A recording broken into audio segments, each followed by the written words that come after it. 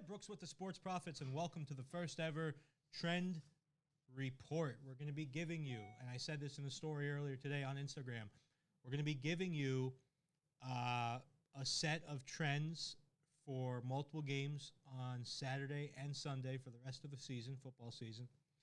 We're going to have you take those trends, do your own whatever you want with them, because we get a lot of DMs and a lot of people telling us, hey, we love when you put the trends into what you're doing. We love when you put the trends into your reporting and this and that. So we said, why not just give them these trends? Just straight out give them the trends. Don't need to have a prediction on every game. Let them predict the game themselves and let them make the decision on what the trend means. I'll give you some tippers and pointers on what I think some of these mean, but for the most part, you really are on your own, because what you can win with this contest is a hoodie or a shirt. So as you know, we have the informed winners, hoodies and shirts. A lot of people request them.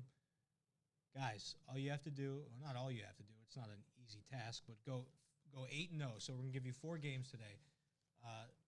Tomorrow, Sunday, it's going to be, the 15th, it's going to be 3 games. So you're 6-0 on that day. But just go 8-0, so you have to pick all 4 sides, all 4 totals, and you get a free shirt or a free hoodie. Pretty darn cool. And Green Bang, if you've been following me for a while, you know how much I love it. You know, people say, how do you win? And I say, Green Bang. I mean, it's that simple, and I'm not getting paid for it either. All right, so essentially what I'm going to do now is I'm going to go over these 4 games. College football, we're going to start with the earlier games, and we're going to slide right into the later games. The Hurricanes and the Virginia Tech Hokies, 2 teams that have played each other over the years many times, and they know each other well. There's going to be a lot of built-up data on all of these teams, really. I believe these are all conference matchups, actually. So Virginia Tech comes into this one as a 3-point favorite, 2.5-point favorite. Interesting, because Miami's the one who's 6-1. They're just not covering the spreads very much. I mean, neither team is really a 4-3, 3-4. But you would think Miami be favored. Virginia Tech is at home. What does home field advantage have that it doesn't used to? Virginia Tech's number 4 in rushing yards right now in the country, putting up 277 rushing yards per game, controlling the clock a little bit more so than Miami, but Miami does have the edge in the air. So on the Miami side of the ball, total's gone over 4 of the last 6 games. They're 6-1 straight up in their last 7, 6-3 against the spread in their last 9 against VTech, 4-2 straight up in the last 6 against VTech. The total has gone under in 13 of their last 18 games on the road. 4-8 straight up in the last 12 when playing on the road against Virginia Tech, and 4-1 in their last 5 games straight up this season. Total goes over more times than not in the ACC matchups. And week 11, they're 6-3. So with these week trends, like what they are in week 9, week 11, week 1, week 2, what I take as that is you look and see if it's the same coach over the years. And if it is, so certain coaches have tendencies to get their players fired up early. Certain coaches have tendencies to rally them late in the season. So look at those weeks, and for what it's worth, the month trends, the week trends, that's kind of what you can look at and see if it's applicable. The total's gone over in 7 of Virginia Tech's last 9 games. It's gone under, however, in 12 of their last 17 against Miami. Very interesting stuff there. 5-1 straight up in the last 6 games at home. The total's gone over in 5 of the last 7 games against ACC opponent. 5-2 against the spread in the last 7 games played in November. And on week 11, out of the last 12 games, week 11 games, they're 9-3 against the spread. This is going to be a tough one. You take these trends, what do they really point to? Hey, I guess we'll see what you bring to the table. Texas Christian versus West Virginia. Horned Frogs versus the Mountaineers. You got West Virginia favored by 3 here. I'm looking here at their rankings.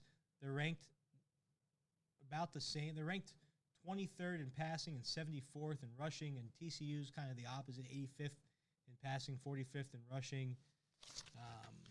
Let's get to the trends here and see what they tell us. 4-2, Texas Christian, 4-2 in their last 6 against the spread, but in their last 7 games against West Virginia, they're 1-6 against the spread, and West Virginia is favored.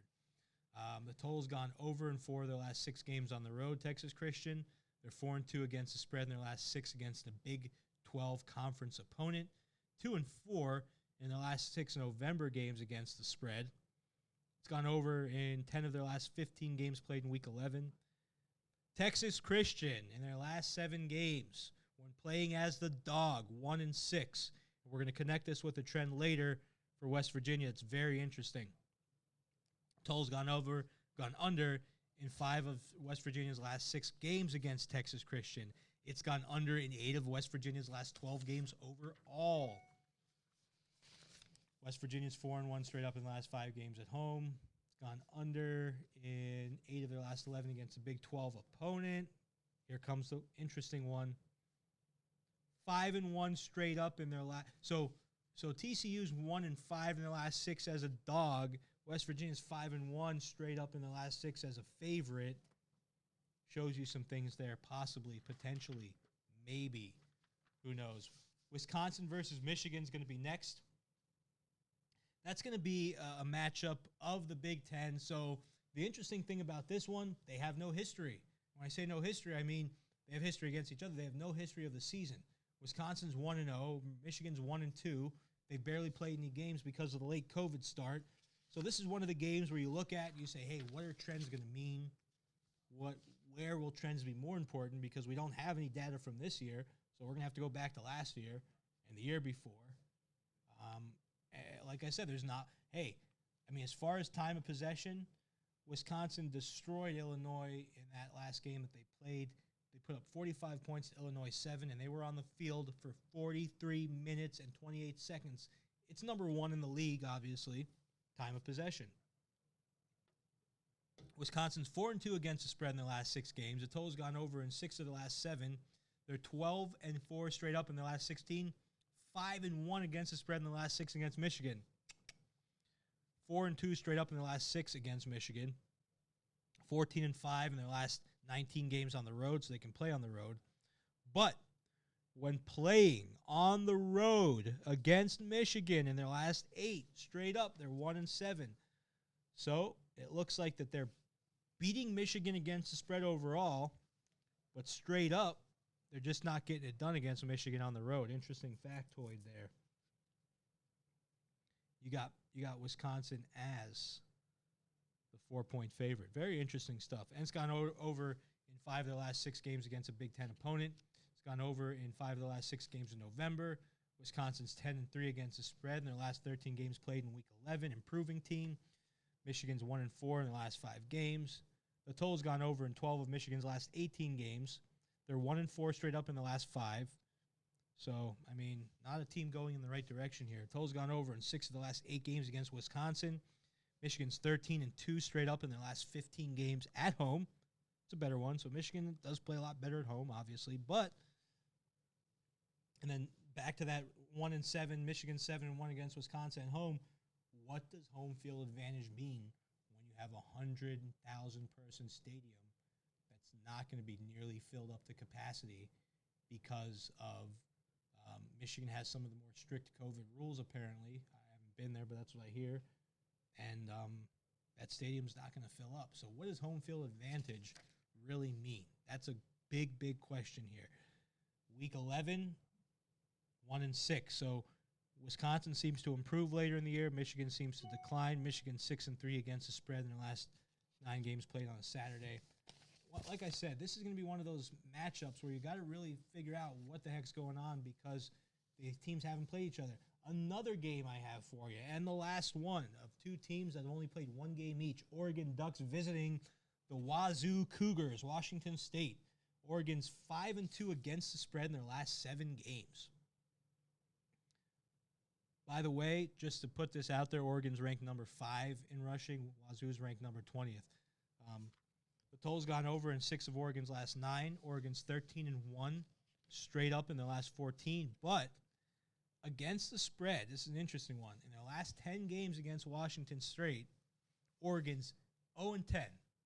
So Washington State, for the last 10 years, has been covering the spread against Oregon. That's going to be something that's going to be interesting if that changes. The total has gone under in 12 of Oregon's last 16 games. Oregon's 1-6 against the spread in their last 7 when playing on the road against Washington State. They're 12-1 straight up in their last 13 against the spread against a Pac-12 opponent. Oregon is 6-1 in the last 7 games played in November. Let's move over to Washington State, 4-9 against the spread in their last 13. The total's gone over in 5 of their last 7 games. Total's gone over in 12 of the last 17 games against Oregon. 18-2 straight up in the last 20 games at home. Guys, do what you want with this. One more of these. Washington State is 6-1 against the spread in their last 7 games playing at home against Oregon. Very interesting stuff there. Total's gone over in 4 of the last 6 against a Pac-12. 4 of the last 5 played in November. Guys, Washington State's 8-1 against the spread in their last 9 games played on Week 11. I mean, it seems like that game has a little bit more trend pointing than the other ones do. So, guys, here's what you do. If you want a free hoodie or a free shirt, you comment in the comment section with all of your predictions, okay? Let you do some of the work for once because we're always working for free for you. Like I always say, if there's multiple people with the same predictions and the same slate, if someone copies you, don't worry because everyone who gets it right is going to win. So if 5 people copy you, hey, they rode your coattails, they get the hoodie too, but it doesn't matter because you get it. But if you're the first one and then they're all underneath you, we might do something a little bit extra special for you.